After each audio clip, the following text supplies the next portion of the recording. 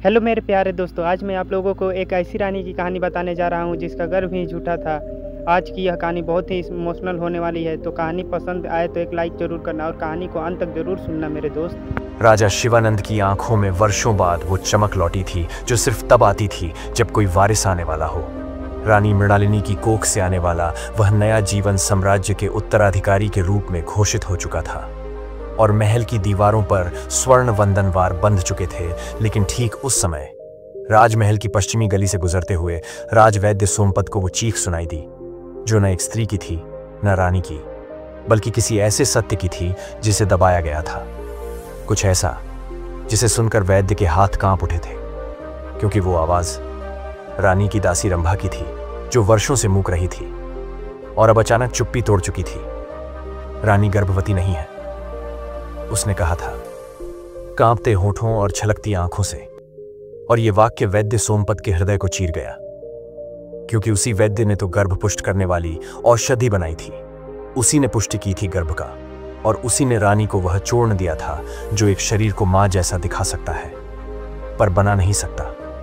रंभा ने डरते हुए बताया कि रानी हर रात उस औषधि को स्वयं तैयार करती थी, छुपा कर पीती थी और सुबह वैद्य से कहती, लक्षण वही हैं जो होना चाहिए। और वैद्य चुप रहा, क्योंकि वह भी किसी दिन मौत से नहीं, सच बोलने की सजा से डरता था। महल में जश्न के बीच वैद्य का मन जंग के बीच खड़ा था। वह जानता था कि यह झूठ केवल एक स्त्री की व्यथा नहीं, बल्कि एक पूरे साम्राज्य के भविष्य को चुपके से निगल रहा है, क्योंकि राजा का प्रेम सत्य पर नहीं, एक भ्रम पर टिका था। एक ऐसा भ्रम जिसे रानी ने इसलिए चुना क्योंकि हर रानी को उस समय मां होना पड़ता था, चाहे वह बने या नहीं। और जब वैद्य ने रंभा से पूछा, तूने अब तक क्यों नहीं बताया, तो उसने बस एक उत्तर दिया, क्योंकि रानी रोती थी और मैं उनका अकेलापन सुन सकती थी। राजवैद्य हर रात की नींद खो बैठा। एक ओर उसका धर्म कहता था कि वह राजा को सच बताए, दूसरी ओर उसका हृदय चीखता था। रानी केवल झूठी नहीं, टूटी हुई भी थी। उसने सत्ता के उस दबाव में गर्भ धारण का अभिनय नहीं किया। उसने स्वीकार किया कि राजा को प्रेम तभी मिलेगा जब वह किसी को जन्म दे, और शायद इसलिए वह हर दिन महल के गलियारे में ऐसे चलती जैसे वह सच में गर्भवती हो, थकी हुई, भारी, लेकिन भीतर से बिल्कुल खाली। वैद्य का मन एक बार फिर टूटा जब रानी ने उसे बुलाकर कहा, यदि मेरा झूठ तेरे सत्य से बड़ा है तो तू भी वैसा ही कायर है जैसे वो सब जो सत्य देखकर भी आंखें बंद कर लेते हैं। और उस दिन वैद्य ने पहली बार देखा, रानी सिर्फ राजमाता नहीं बनना चाहती थी, वह प्रेम में अमर रहना चाहती थी, परंतु राजा को प्रेम की नहीं, उत्तराधिकारी की भूख थी। और रानी जानती थी, प्रेम गर्भ में नहीं होता, पर साम्राज्य में सिर्फ वही गिना जाता है। अब सोमपत के सामने दो रास्ते थे, या तो वह राजा को जाकर सब सच बता दे और रानी को कलंकित होते देखे, या फिर वह भी उसी झूठ का हिस्सा बने जिसे उसने कभी अपने जीवन में सबसे बड़ा अधर्म माना था। और इसी संघर्ष में वह आधी रात को झील के किनारे बैठा सोचता रहा कि क्या कभी एक स्त्री के मां न बन पाने की वेदना को भी सत्य माना जाएगा, या हमेशा गर्भ ही प्रमाण रहेगा उसकी पूर्णता का। और वहीं उसने फैसला किया कि वह कल राजा को सब बता देगा, भले ही उसका पद, उसकी जान और उसका धर्म सब कुछ चला जाए। लेकिन रानी का झूठ अब और नहीं जी पाएगा, क्योंकि कोई ना कोई तो होना चाहिए जो कह सके, महाराज, ये जो गर्भ है ये प्रेम नहीं, पीड़ा है। राजा शिवानंद जैसे ही सभा भवन में पहुंचे, राजवैद्य सोमपत पहले से ही नंगे पांव राजगद्दी से कुछ ही दूरी पर खड़ा था। और जब उसने गर्दन झुकाकर कहा, महाराज, रानी मृणालिनी गर्भवती नहीं है, और ये बात मैं बहुत पहले से जानता था, तो सारा राजमहल जैसे शोक में डूब गया। रक्षक सैनिकों ने भाले टिका दिए और राजा की आंखों में पहले अविश्वास फिर आक्रोश दौड़ पड़ा।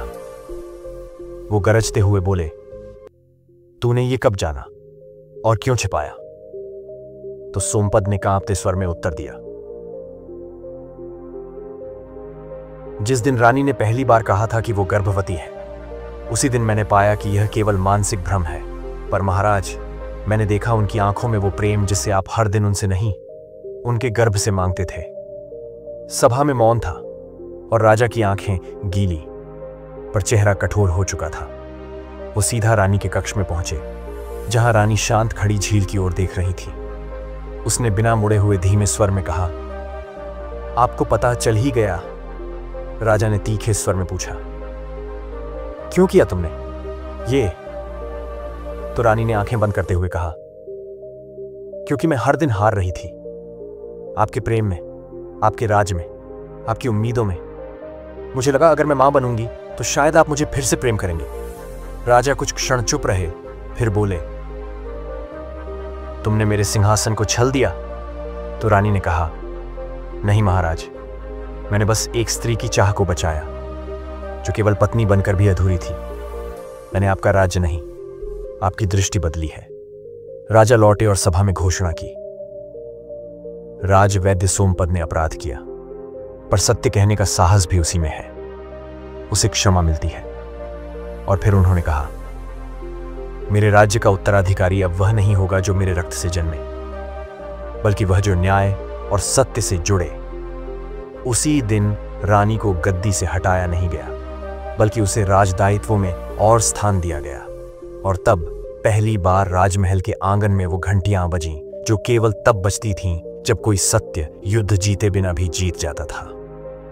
और जब वर्षों बाद कोई यात्री उस राजमहल की कहानी पूछता, तो दरबार के बुजुर्ग बस इतना कहते, वहां एक रानी थी जिसने झूठ से भी प्रेम को सच बना दिया था, और एक राजा जिसने अपनी परिभाषा बदल दी थी।